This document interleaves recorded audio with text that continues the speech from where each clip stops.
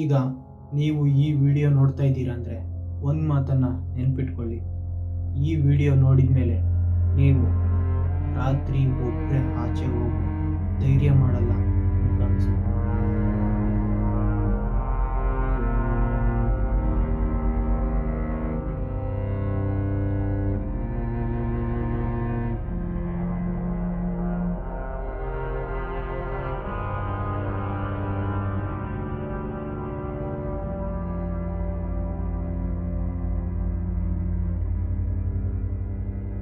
ಕಾರಣ ಏನಂದ್ರೆ ಇದು ಕೇವಲ ಕಲ್ಪನೆ ಆಧಾರಿತ ಅಥವಾ ಯಾವುದೋ ಒಂದು ಸಿನಿಮಾ ಕಥೆ.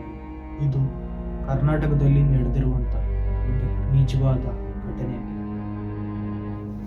ಆ ಊರಿನಲ್ಲಿ ರಾತ್ರಿ 12 ಗಂಟೆ ಆದ್ಮೇಲೆ ಆ ಊರಿನ ಜನ ಮನೆಯಿಂದ ಆಚೆ ಹೋದವರು ವಾಪಸ್ ಬಂದಿಲ್ಲ ಮತ್ತು ಜೀವಂತವಾಗಿ ಉಳಿದಿಲ್ಲ.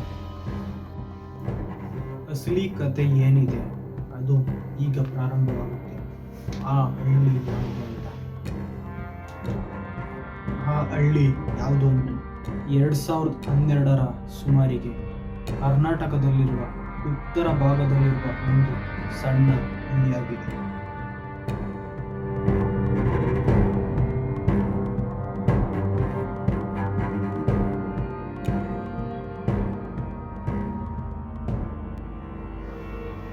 ಆ ಹಳ್ಳಿಯ ಹೆಸರನ್ನ ಹೇಳಲ್ಲ, ಕಾರಣ ಈ ವಿಷಯದ ಬಗ್ಗೆ ಮಾತನಾಡೋಕೆ ಸ್ವತಃ ಆ ಊರಿನ ಜನರೇ ಹೆದರುತ್ತಾರೆ. ಆ ಹಳ್ಳಿ ಏನಿದೆ ಹಗಲೊತ್ತಿನಲ್ಲಿ ಎಲ್ಲ ರೀತಿಯ ಸಾಮಾನ್ಯ ಹಳ್ಳಿಯಂತೆ ಸಾಮಾನ್ಯವಾಗಿರುತ್ತೆ. ಜನರು ತಮ್ಮ ದಿನನಿತ್ಯದ ಕೆಲಸಗಳಲ್ಲಿ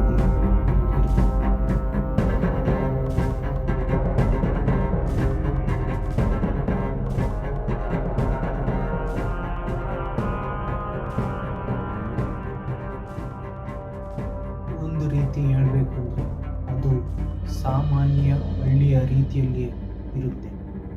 ಮಕ್ಕಳ ಆಟ, ಜನರ ದಿನನಿತ್ಯದ ಕೆಲಸಗಳು, ಹಸು, ಕುರಿ, ಈ ರೀತಿಯ ಎಲ್ಲ ಚಟುವಟಿಕೆಗಳು ಹಗಲಿನಲ್ಲಿ ನಡೀತಾ ಇರ್ತವೆ.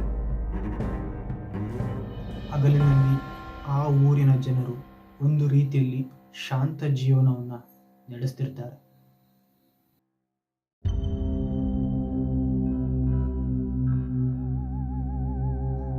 ಆದರೆ ಸೂರ್ಯ ಅಸ್ತಮಿಸಿದ ಮೇಲೆ ಆ ಊರಿನ ಕರಾಳತೆ ಒಂದು ವಿಚಿತ್ರ ಹಾಗೂ ವಿಭಿನ್ನವಾದ ಪ್ರಪಂಚನೇ ಉಂಟಾಗುತ್ತೆ.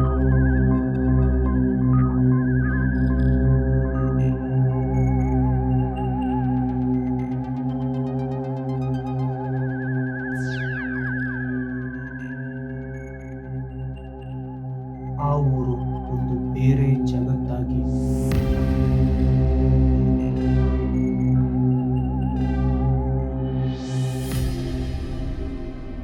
ಇನ್ನೊಂದು ಪ್ರಮುಖ ಸಂಗತಿ ಏನಂದ್ರೆ ರಾತ್ರಿ 12 ಗಂಟೆ ಆ ಊರಿನ ನಿಷೇಧಿತ ಸಮಯವಾಗಿರುತ್ತೆ.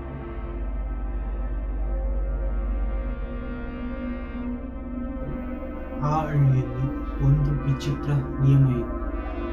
ಏನೆಂದರೆ ಮಧ್ಯರಾತ್ರಿ 12 ಗಂಟೆ ಆದಮೇಲೆ ಆ ಊರಿನ ಜನರು ಯಾವುದೇ ಕಾರಣಕ್ಕೂ ಮನೆಯಿಂದ ಆಚೆ ಹೋಗಬಾರ್ದು ನಿಷೇಧ ತಂದಿರ್ತಾರೆ.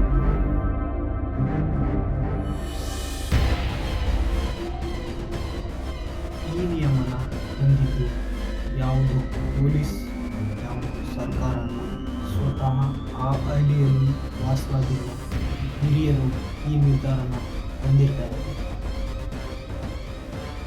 ಆ ಊರಿನಲ್ಲಿ ಒಂದು ಘಟನೆ ನಡೆಯುತ್ತೆ. ಏನಂದರೆ ಇದ್ದಕ್ಕಿದ್ದಂತೆ ಒಬ್ಬ ಯುವಕ ಕಣ್ಮರೆಯಾಗ್ತಾನೆ. ಒಂದು ದಿನ ರಮೇಶ್ ಅನ್ನೋ ವ್ಯಕ್ತಿ ತನ್ನ ಫೋನ್ನಲ್ಲಿ ಮಾತಾಡ್ತಾ ಮಧ್ಯರಾತ್ರಿ 11:45ಕ್ಕೆ ಮನೆಯಿಂದ ಆಚೆ ಬರ್ತಾನೆ. ಅದನ್ನು ನೋಡಿದ ಅವರ ತಂಗಿ ಹೇಳ್ತಾರೆ, 12 ಗಂಟೆ ಆಗೋ ಮೊದಲು ಮನೆಯ ಒಳಗಡೆ ಬಾ ಅಂತ ಹೊರತಾಗಿ ಎಚ್ಚರಿಸಿರ್ತಾರೆ. ಆದರೆ ಅವನು ನಗ್ತಾ ಅವರ ಅಮ್ಮನಿಗೆ ಹೇಳ್ತಾನೆ, ಅಮ್ಮ ಇವೆಲ್ಲ ಕೇವಲ ಮೂಢನಂಬಿಕೆಗಳು ಅಂತ. ಆದರೆ ಅವನು ಕೊನೆಯ ಬಾರಿ ಕಂಡದ್ದು ಸಮಯ 11:57. ನಂತರ 12:30 ಆಗುತ್ತೆ, 1 ಗಂಟೆ ಆಗುತ್ತೆ, ಬೆಳಿಗ್ಗೆನೂ ಆಗುತ್ತೆ. ಆದರೆ ರಮೇಶ್ ಮಾತ್ರ ಮರಳಿ ಬರಲೇ ಇಲ್ಲ.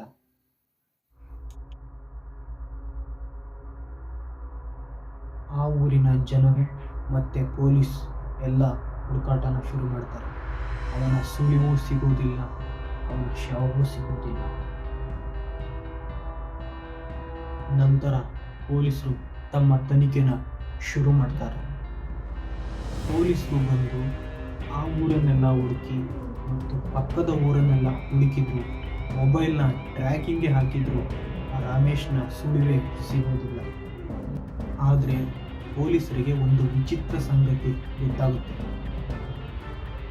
ಆ ವಿಚಿತ್ರ ಸಂಗತಿ ಏನಂದರೆ 12 ಗಂಟೆ ನಂತರ ರಮೇಶ್ನ ಫೋನ್ ಸಿಗ್ನಲ್ ಏನಿದೆ ಅದು ಒಂದೇ ಜಾಗದಲ್ಲಿದೆ.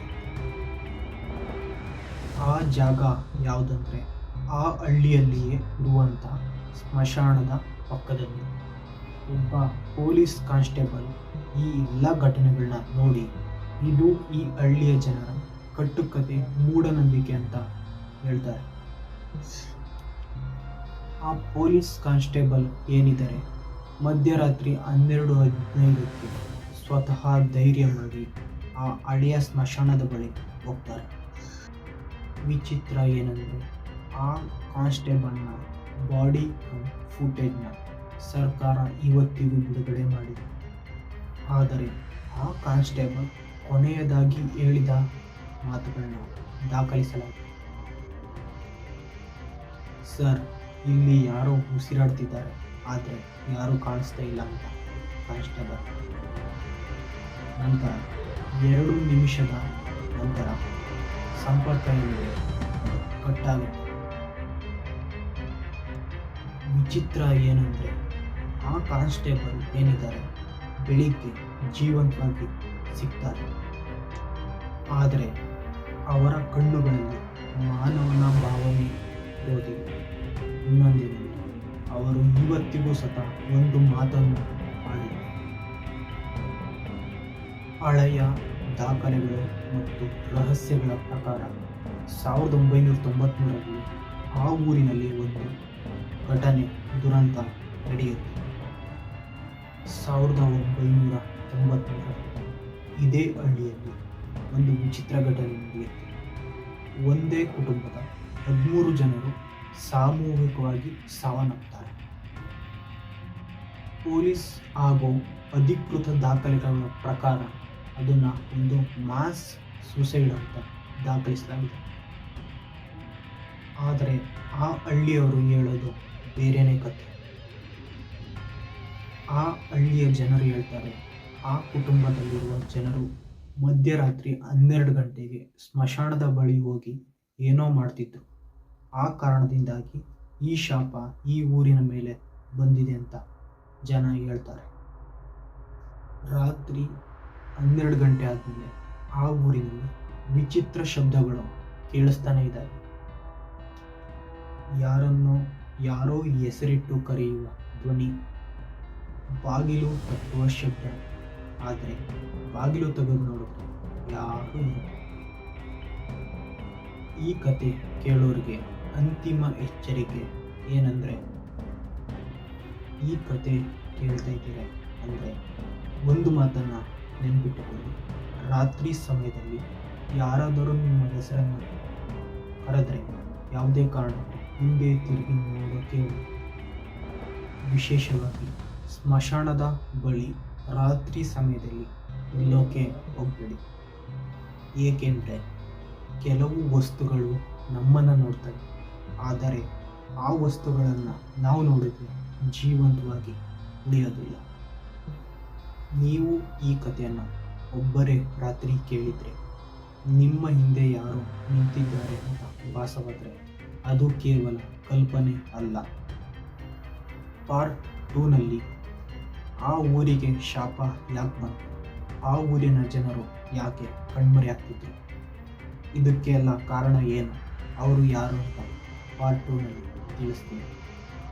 ಈ ಥರದ ನಿಜವಾದ ಹಾರರ್ ಸ್ಟೋರಿ ಬೇಕಿದ್ದರೆ ಸಬ್ಸ್ಕ್ರೈಬ್ ಮಾಡಿ. Thank you for watching.